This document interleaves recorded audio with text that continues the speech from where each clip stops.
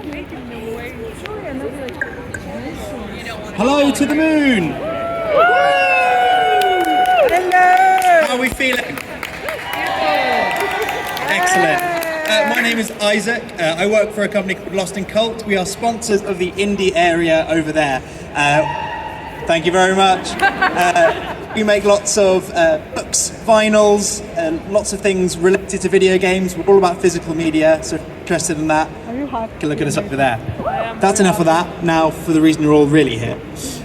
So today, right now, we're going to be talking to Luke Dale and Tom McKay.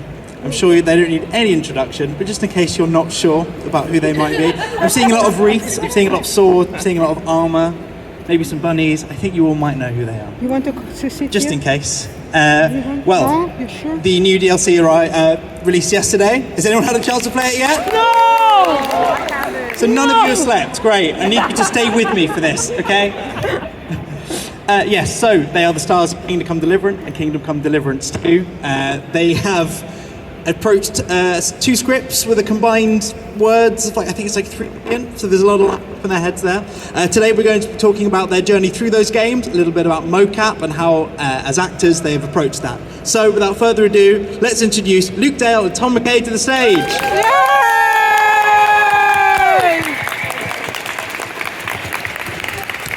Oh, that's a Hello everybody. You know the rest of it. Okay, well thank you both so much for joining us. Thanks for your patience as everything gets rolling. So, I'd really like to start with your journey into gaming. Before you started, yesterday I was watching some very fresh-faced young actors in the promo for KCD1. What were you doing before KCD? What was the journey before that? Well, we had a similar start, and we both went through, many of you know this already, but went through quite a traditional theatre training in the UK, which is sort of the most common entry point into acting. So we both did that, and then I did theatre for about 7 years. I only did theatre for that period, and then started doing a bit more TV and mixing that in, and then that kind of bled into just doing TV. Really, they sort of switched places. So I was still doing the odd play, but mostly was doing TV.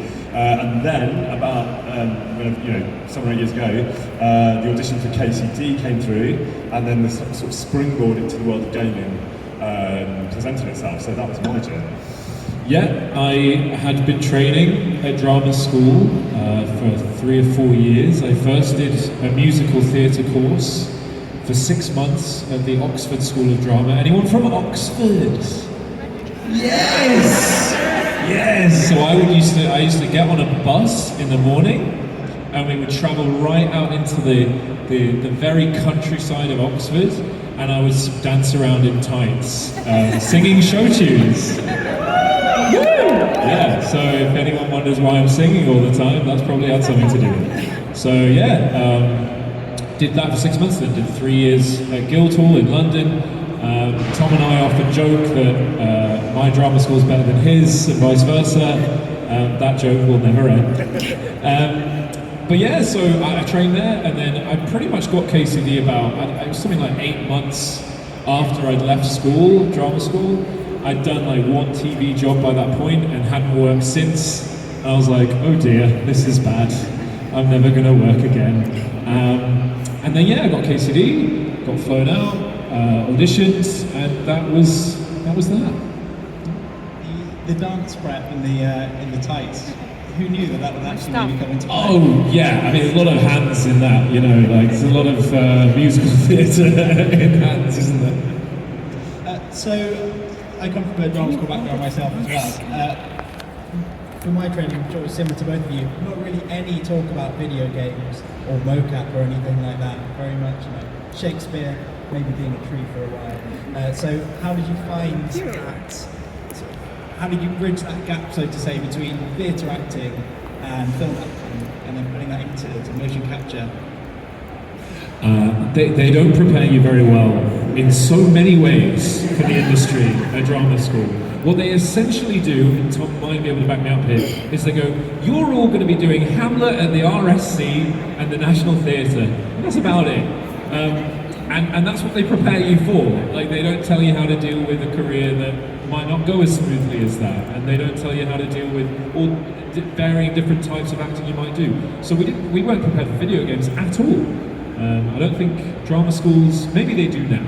Probably sure that there are a few courses out there for motion capture and that kind of thing, but our school, not at all. So when we were launched into it, it was a real baptism of fire for me, and I was very overwhelmed by the challenge of it. But over time, it got easier and easier, and I started to absolutely love the unique challenge of performance capture and how different it is, and how it really, sparks your imagination in a fresh way.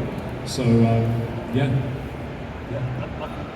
The interesting thing is that actually what they teach you, obviously a lot of it is technical, and in terms of theatre it's to do with like filling an auditorium with your voice and physically moving in different ways. But the key essence of it really is just exploring different characters and learning the kind of art of play within acting, and that transcends all media. So that is really useful. I think Luke's absolutely right that it absolutely was not part of the conversation when I went to drama school. But that doesn't mean that there weren't loads of things. You sort of walk away with this little toolkit, some of which you use, some of which you don't, and your toolkits all look a bit different. So there's like certain things you learn within drama school that might really resonate with someone, and they take that away, but someone else is like, that was a total waste of time. And you kind of select the things that work for you, and those things, because there was probably in my case about 16 years between leaving drama school and starting this game, and I absolutely was still using, and I'm still using that toolkit that I put together in drama school. It's just that, like Luke was saying, that from a sort of performance capture perspective, there just is no training for that. And I don't think there is now even. They've got much better with TV, so there was like 2 weeks TV training at the end of a 3-year course for me. But I don't think they have got much better with gaming. I'm not sure that it exists, so yeah. So, your first day on set in the micro.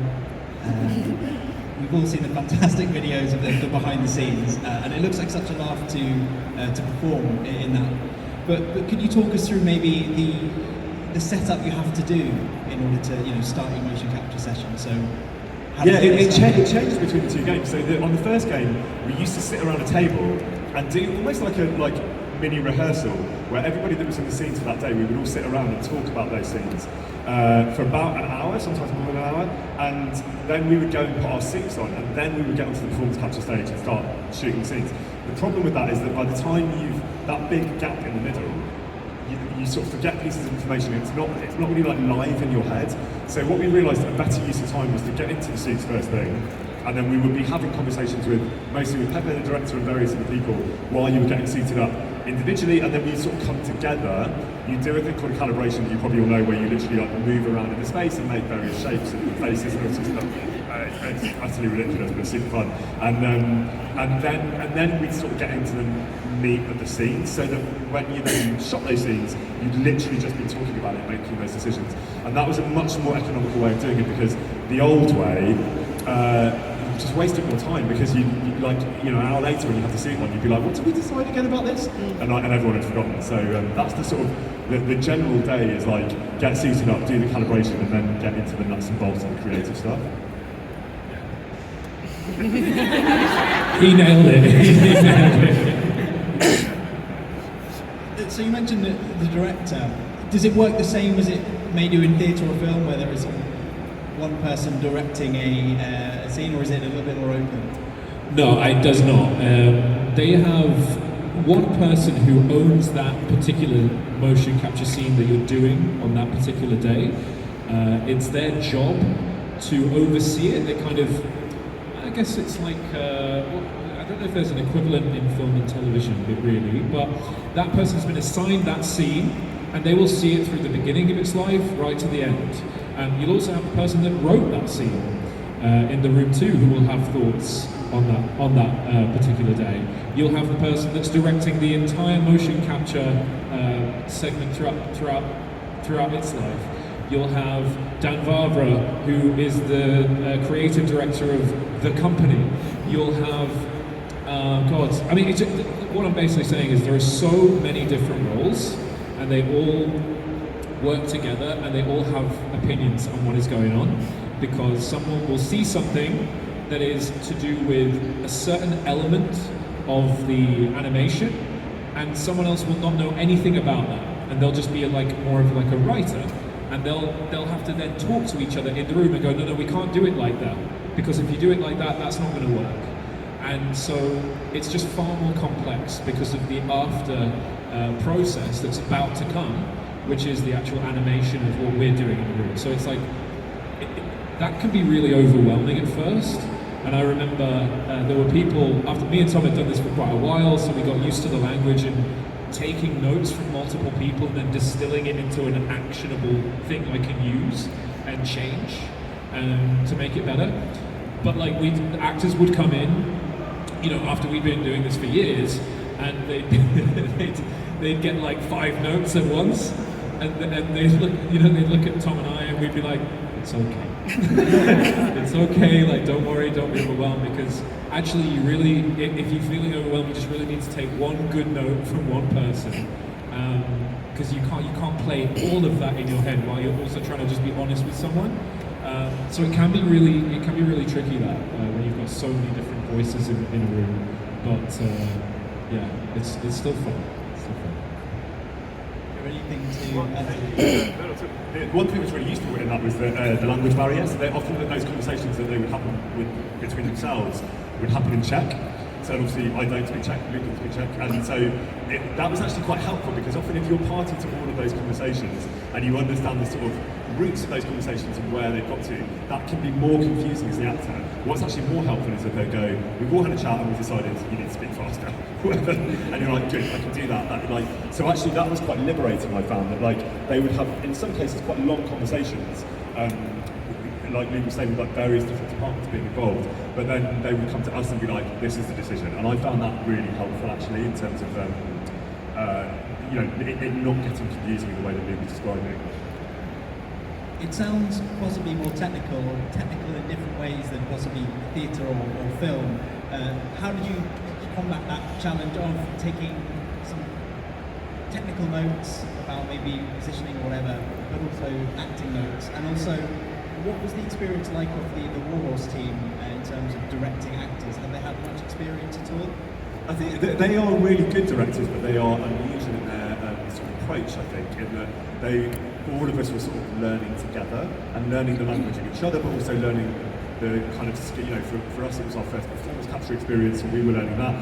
For some of the directors it was their first time directing actors, but that's challenging in some ways, but actually very liberating in others, because it means you can establish a language for that game and these people within that game together and quite quickly.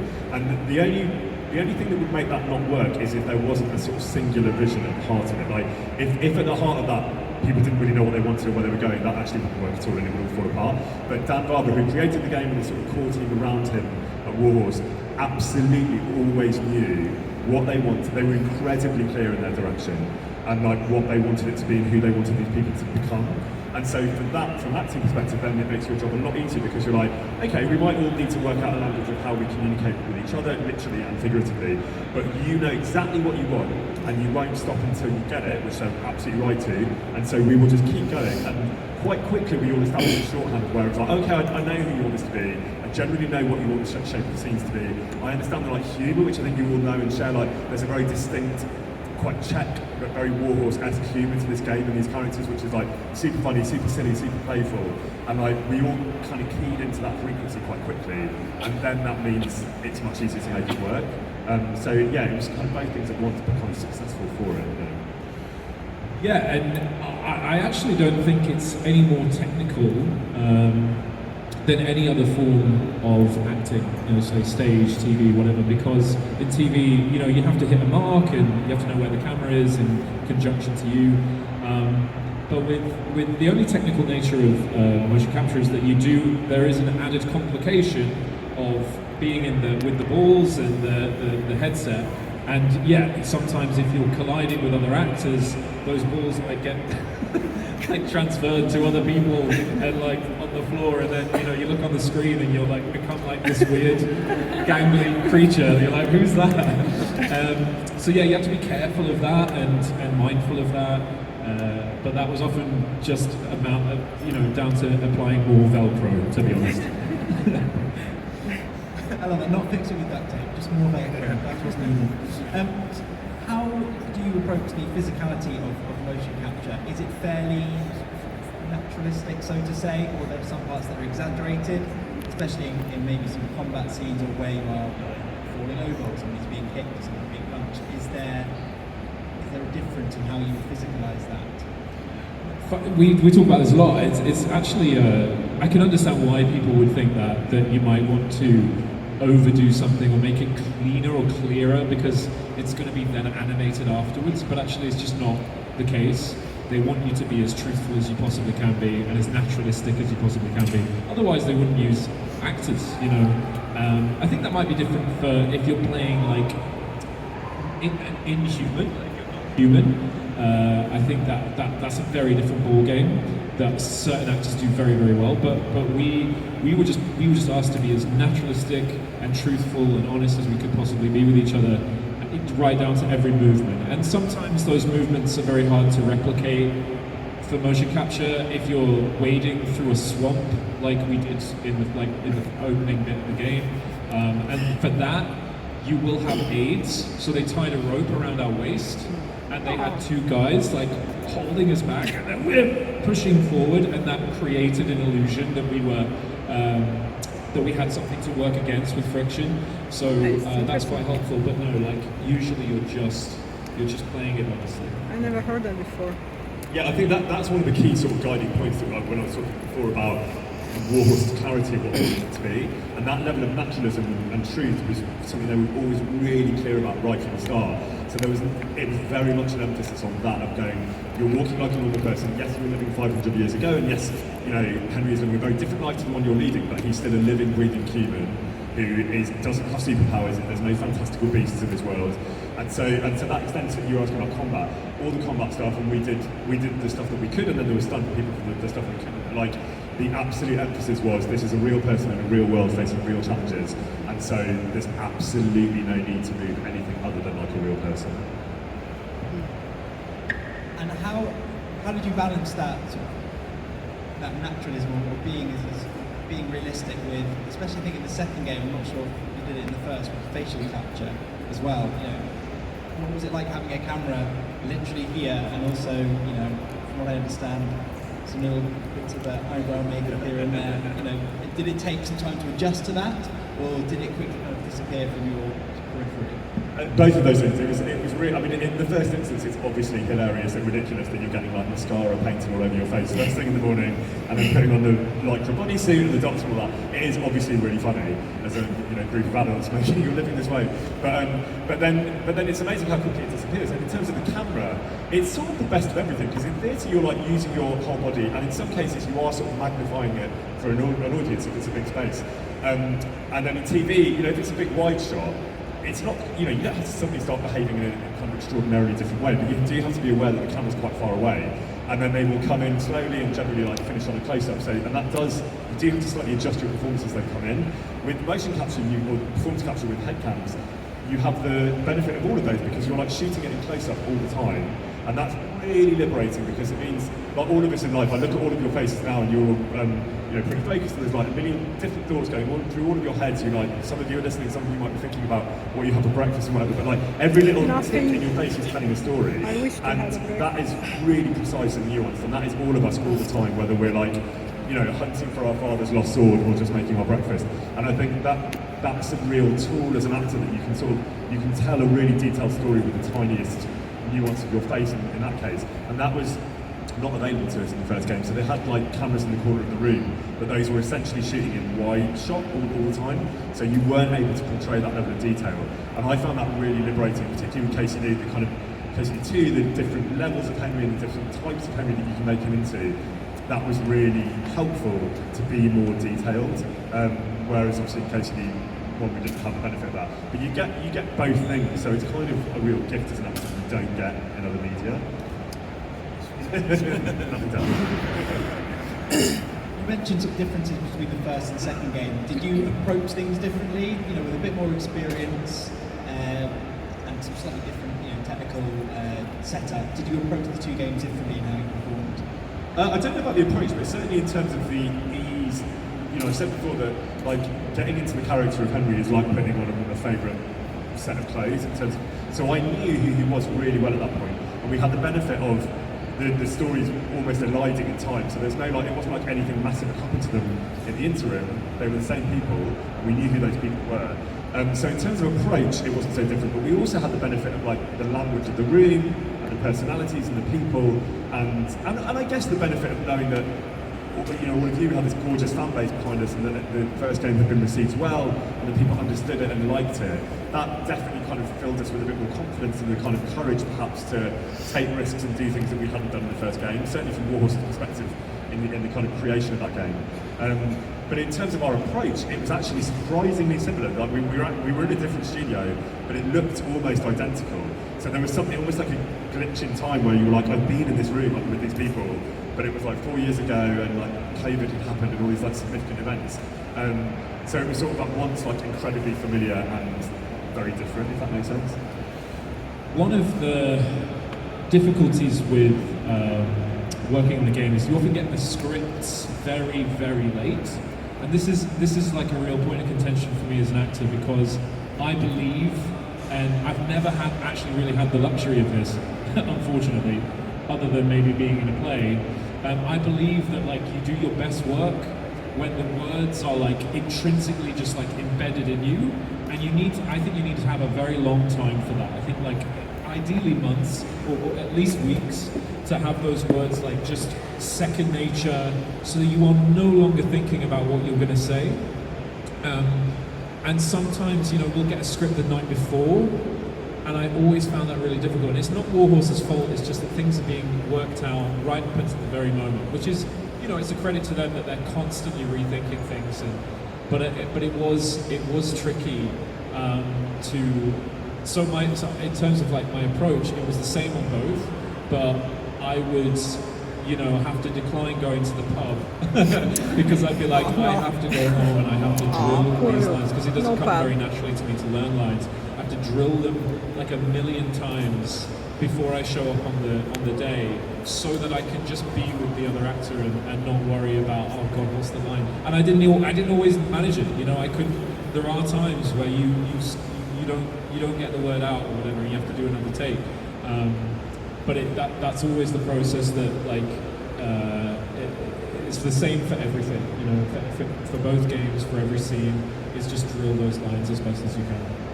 And with over 3 million words, you know, between the two games, largely, you know, spoken by both of you, it's a lot of lines. Well, poor Tom. But actually, with voiceover, it's different because you're at least reading them off the page in the moment, and that's a completely different skill that you're using. You're actually acting completely on instinct.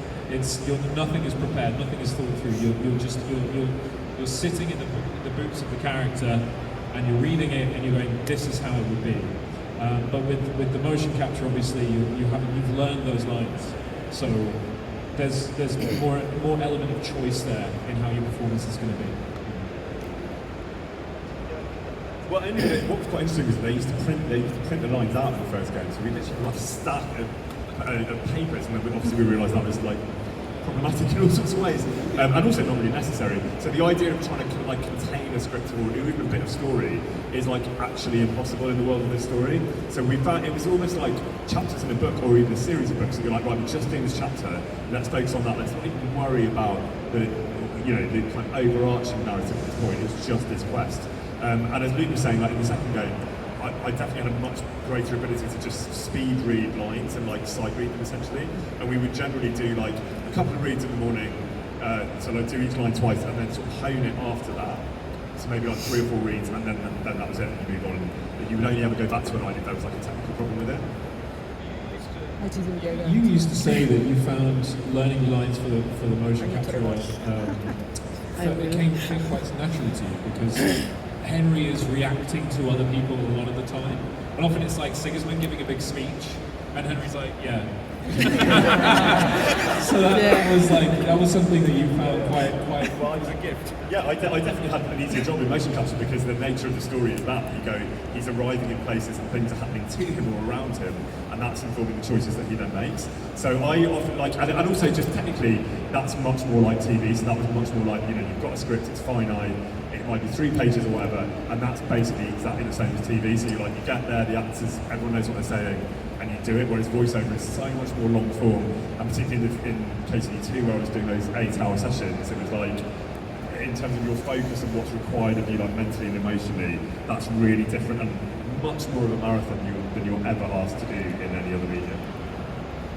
And similarly to TV, perhaps, you are possibly filming things out of its chronology, but also maybe different branching parts.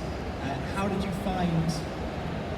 approach that, especially with getting some lines last minute? Well, so in terms of the parallels to TV, that's exactly the same as TV, as you said. So you always shoot things out of sequence, usually because of locations. But so that was actually quite easy in the motion capture, and because those scenes are contained, that was not too challenging, because all of you all experience those cutscenes in the same way. You just might get different cutscenes because of your choices. But what I found really difficult about that was actually the branching of the narratives within voiceover, so that you literally, they're like trees, and you sort of you start at the root of a tree, and then you go up one branch, and then you come back down to the root again, and you go up a different branch, and then you go a little bit way down that branch, and up a different mini branch, and that was sort of mind-bending to me in terms of his choices, the choices that you were essentially making, and trying to keep a handle on that narrative and who he was being, and what he was saying, and why he was saying it, and how he was saying it, was genuinely Matrix-esque and kind of mind-bending. I've never had that challenge in any other medium because it doesn't exist. And so, and also because you're alone in the voiceover booth, you've got a director and a sound engineer in the other room, but in the room, you're on your own. I was generally laying down Henry's lines first, so you're not hearing the other actor having recorded theirs. So that was really nuts and sort of required a focus that I haven't ever had to have in any other medium. But the performance capture was kind of easy in that respect. You go, doing it out of sequence, because Warhorse always gave us the information we needed. So they're yes, you haven't done all these other things yet, but this is what it would have done, and this is how you're feeling, and that is basically the same as TV. As an actor, it's a real gift actually to be given many different branching paths and reactions to a certain thing, because we like to show off. But seriously, it is wonderful to be able to explore many different versions of a scene and the ways that your character might tread that path. So I always loved that element of it, which you don't really get in any other medium. There may be some people here who are interested in acting or motion capture, voice acting or anything like that. Is there any advice you give, or anything you wish you knew going into KCD as a performer? Oh, good question. Advice would be, I think I always say train. Training is the only reason that I got that part, because I went off and I trained, and there are 2 elements to that. One is that your training allows you to do the job well and safely, and then it's also preparing you for the industry itself. So luckily I was at a school where it exposed me to the industry. Casting directors, people came to watch me, agents. The agent that I got was from my 3rd year showcase, etc. So that training is a whole machine that kind of really allows you to go and do the job. Beyond that, it's really about exposure and trying to get your face and your voice out there in the world. So that's about sending out getting together a reel and sending it to agencies so that they can find work for you. Also, I'm a big advocate for making your own work as well. I really am. More than I've been in this industry for quite a while now, and I've never felt more rewarded than for the things that I've done myself. So it's lovely to have worked with Warhorse and get that opportunity. But those opportunities are extremely rare, and you're so lucky to get them. But you can always be in charge of what you do. You can always get a group of people passionate together and work on something. It's difficult, and there'll be a whole host of challenges. But once you've seen it through, it will be far more rewarding because you'll have learned so much more than just being given an opportunity. So, yeah, that's why I would say make your own work. Yeah, I totally echo that point. I think in terms of like the problem with a lot of creative industries, particularly acting, is you're very reliant on somebody else telling you that it's time, or you've been chosen, or they think you're the one. But actually, the thing about making your own work, and I think smartphones, for all their flaws, this is one of the brilliant things about smartphones, is you can make your own work anytime, anywhere. If you want to write a one-person show or whatever, you can just do it and film it. And I think it doesn't have to be good, but I think just getting on and doing it is its your own reward. You don't have to show it to anyone. But I think that is, training is important, and being surrounded by good people and taking advice is important. But actually, no one can stop you from just getting on and telling a story you want to tell, however you want to tell it. And I think that's the key difference from when I started. Smartphones weren't a thing, and there was like a lot of big gates kind of held closed by very powerful gatekeepers in lots of cases who decided whether or not you got to go through them. And I was very fortunate, same as Luke after drama school, that drama schools opened up a lot of those gates. But it's not the main thing, and I don't think really the most important thing. The most important thing is that you care and you're doing, you're honing your craft yourself, and you're having sort of control over your destiny, for want of a less self-aggrandizing word. It's like, because that wasn't really possible when I started. You could make your own plays and things, but that's quite a lot of time and often money. But in the case of just filming something on your smartphone, it doesn't need to cost you anything. And so I really encourage you, if you have an appetite for that, to just do it. I have two more points. I don't know if this will be helpful, but one is Warhorse is literally a credit to this. They weren't Sony, they weren't Blizzard. They weren't this gigantic studio that had all this money and someone just gave them a bunch of money. They had to prove themselves.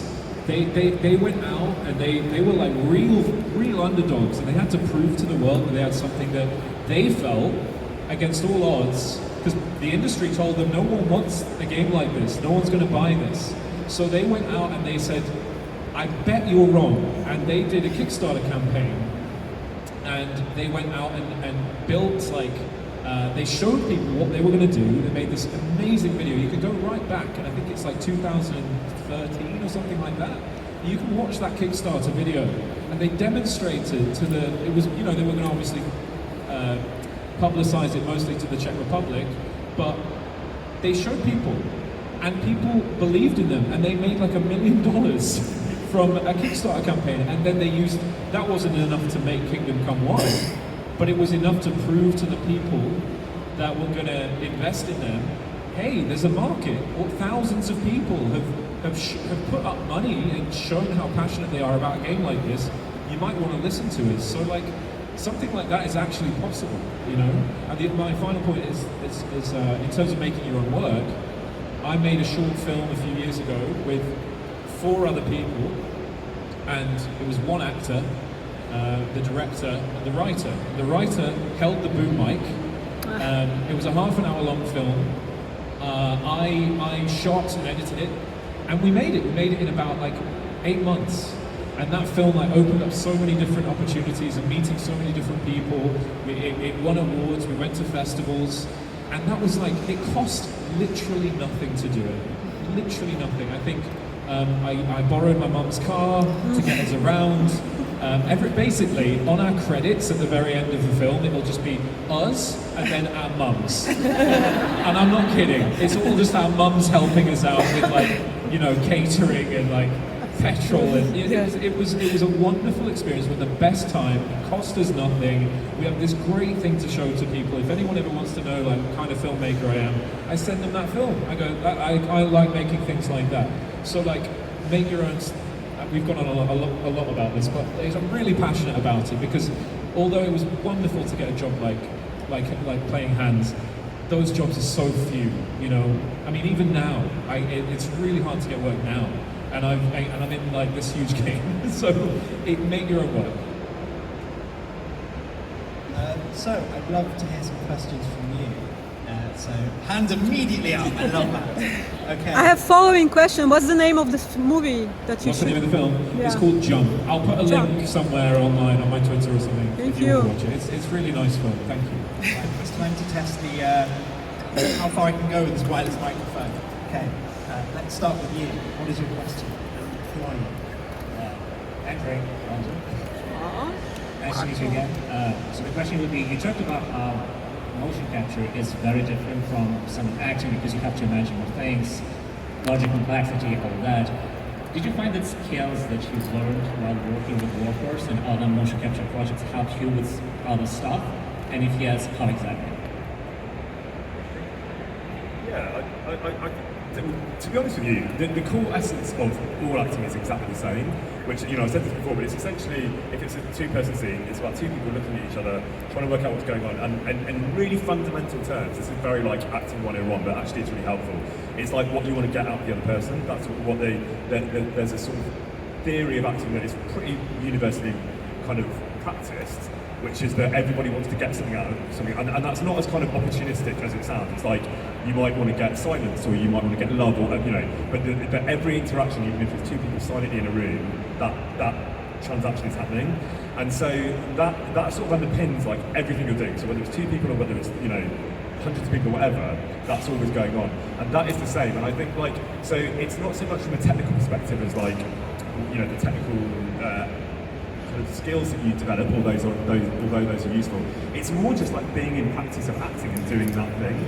Now, obviously, in a voiceover group, that's quite different because you don't have that, and that is a skill that you have to develop because you're kind of acting into space. But in terms of the performance capture stage, it's just having the benefit of being able to be busy and acting. And I was doing, when we did KCD2, I was doing 2 other TV jobs at the time, and sort of bouncing around between those jobs.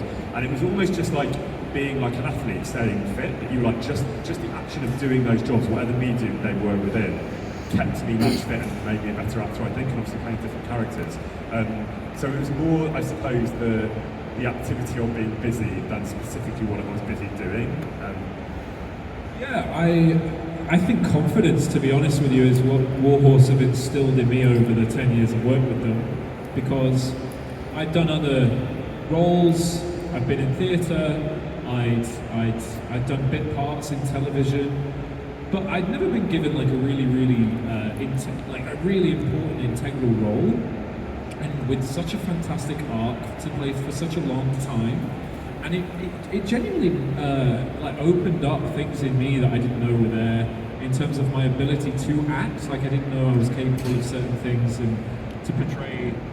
I'd never had the opportunity to portray a role for that long, and so for me, it really, I owe a lot to them in terms of bringing out like a confidence in my own abilities.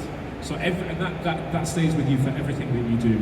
So, you know, I will say yes to things now if they come my way. If like someone offered me a part, I'd be more inclined to say yes to it if it was a really challenging role now than I would have been, you know, years ago, because of the confidence they had in me. Thank you for your question. Do you have anyone? We'll run to the back. Am I going to get a signal? Yes. Pyramid head. Hello. I was just curious more than anything, what was your favourite part to bring to life? Either just voice work or motion capture. What's your favourite scene that you brought to life? Favourite scene? Oh my god. It's a big one. Yeah, I'll go. Well, forgive me for those that have heard this before, but there's sort of two elements. One is when the motion capture stage is full and has lots of people in it. Generally not the battle scenes where the whole group are together. Those are really fun because they're busy. So I think those are my favourite days in terms of messing about and having fun and sort of playing with lots of people. Conversely, I think if I could only pick one, it's the scenes of the family scenes, which, you know, I've said this before, but like, because there's so much the kind of anchor of Henry and who he is, and the thing that pushes him through both games. And often when we recorded those, so in the second game, Dan Barber, who created it, would come in like a lot, but not all the time because he couldn't. It was like too much material to do.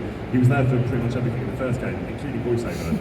But he would come in for those scenes, and I remember vividly doing the scene at the very end with the parents, which obviously there's a few iterations of that scene.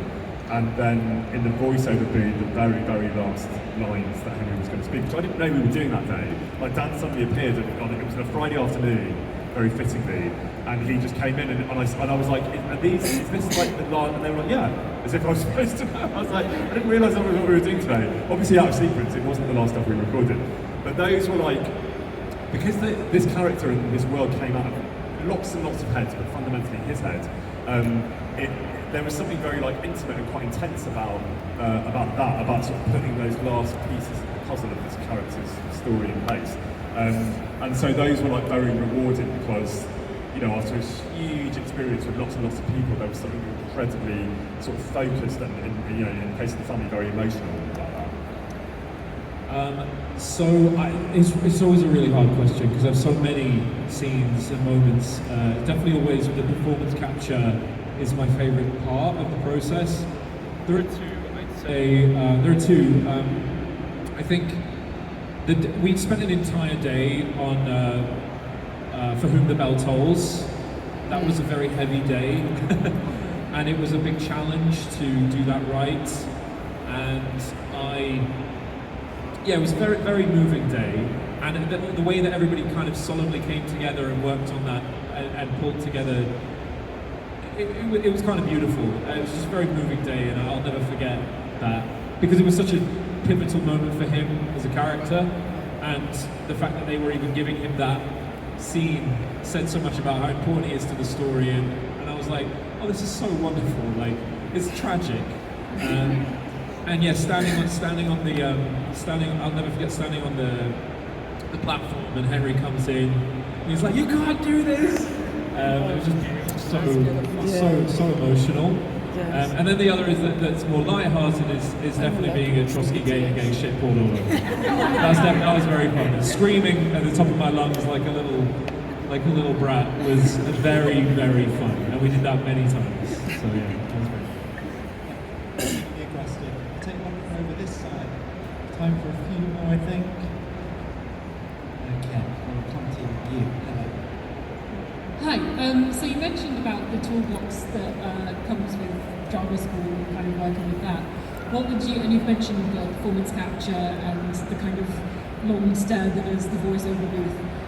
What would you say are the kind of most underrated tools that working on can give you both in terms of either voice or performance capture?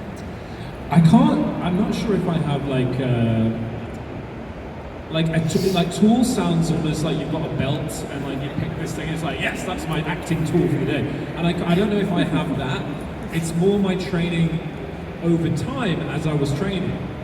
It was like what I was doing, and this was like a long period of time.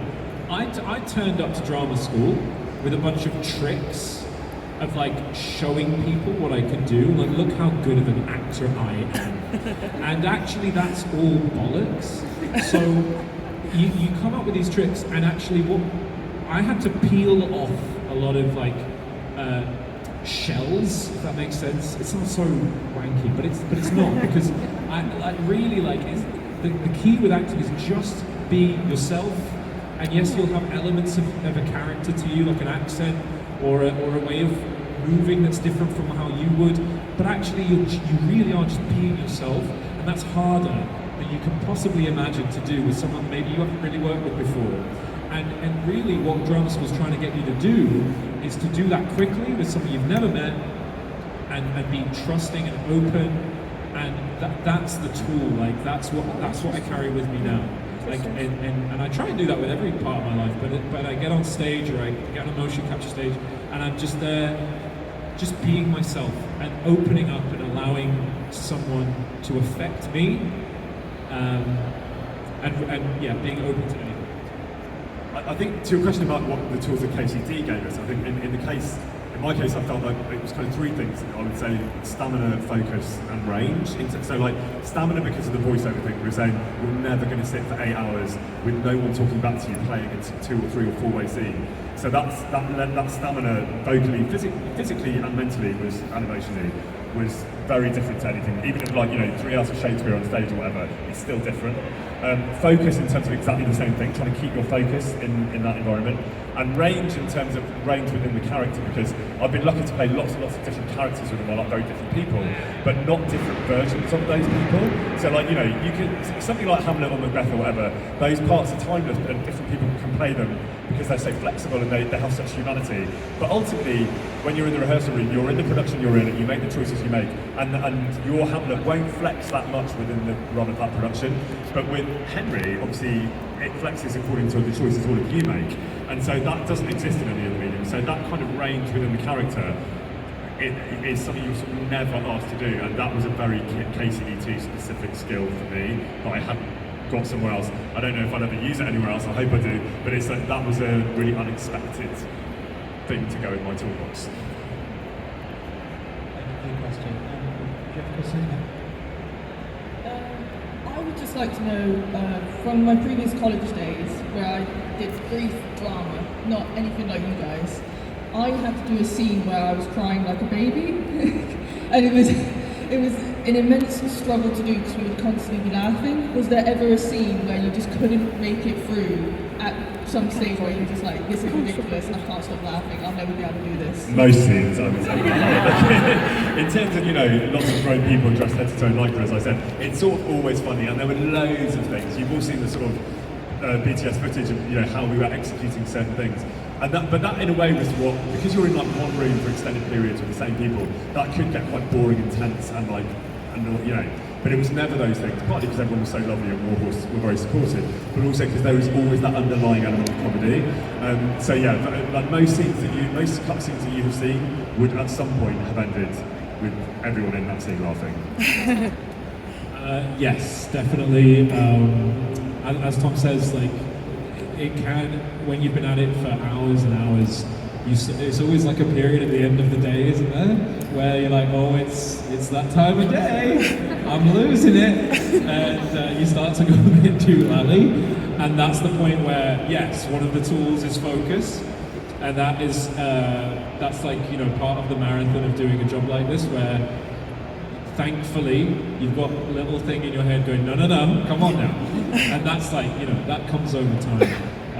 It's very hard to kick in your focus when you really just want to go lie down and have a banana, But yeah, it's yeah. Right, we have time for one more question. Any more questions? Anyone? Hello. Hi, sorry. I apologize for my English, but I have one very simple question. In the creative world, I'm also, besides being a doctor, I'm also a writer. Have you felt imposter syndrome, and how do you cope with it if you have felt it? Did you say you're a writer? Yes, and a doctor. And a doctor? Oh wow. And I feel imposter syndrome every day of my life, and I think it's about just getting used to it and accepting it and going, yeah, I'm always going to feel like that. But that's not going to stop me from moving forward and trying to continue to be ambitious and achieve the things that I want to. And you know what? Like, my imposter syndrome has actually improved because of this wonderful community. And I never thought we would get the response from the game that we did. And people tell me every day how wonderful the game is and how wonderful our performances were, and it actually does really help to make me feel like what we did was important and it matters, and I didn't fuck it up. That's great. So, yeah. I'm really glad you asked this question, and I'm really glad you used that term, because I learned this lesson really late in life, and it was through a director who I was working with, who was like incredibly eminent. Sorry, am I turning off? Hello, Jack. Hello. I'm really glad this come back, because I really want to make this point. I thank you for the question, because I was working with a director who was like incredibly eminent and had just been given this really significant job in London theatre, like a position of real influence. And I was working as an actor within this play that we were rehearsing, but also as a writer, and was struggling with the writing project. And he had also worked across various media. And I basically was like, I didn't use the words imposter syndrome, but I was describing my sort of insecurities and my worries and words, and he was like, it's imposter syndrome. He was like, we all have it. And I was like, you don't have it, they do. And he was like, absolutely. He was like, I'm terrified of this new appointment. He was like, and he listed all the reasons why he thought he wasn't the right person, and he wouldn't do a good job. And the penny dropped for me finally that we all have it, like every single person have it. And actually, notwithstanding what Luke said, even if people are telling you you're doing a good job or whatever, that doesn't stop it at all for me. It's like, it absolutely is still there. It doesn't stop it. No, and by the way, it should be there. So I think it's actually a sort of vital fuel, as long as you kind of harness it in the right way. It's sort of a vital fuel. So anyone, in my opinion, who says they don't have it is lying. And I think once you realise that, I wasn't like, oh good, I have to get rid of it. I don't have was like, it. oh, fine, Sorry. everyone's got it, so that's Not fine. Now life. we can all just get on with it. And I found that really liberating. And it wasn't even a term that I was especially familiar with until this happened about 7 years ago. We had this conversation, but it's like, yeah, thank you for asking it, because we all have it, and don't let it hold you back. And don't let other people's opinions hold you back, even if they're good, even if they're telling you you're good, or if they're telling you you're not good. Just try not to listen to those voices, because every single person